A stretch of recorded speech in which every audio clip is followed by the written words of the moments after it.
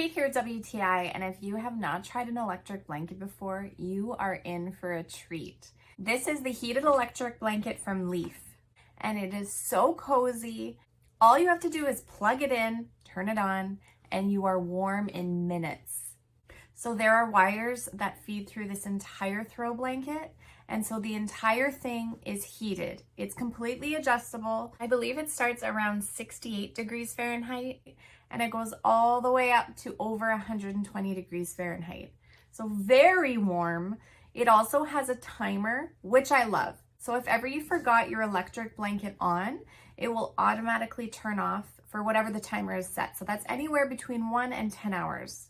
We use this blanket all the time. I fight my son for it. I am always finding him curled up with a book or watching a movie with this blanket. It's beautiful. It's incredibly soft. It's nice and thick. The one side is just nice and plush. The other side has the Sherpa lining. It's also washable, so all you do is unplug it and you can throw this in and wash it normally.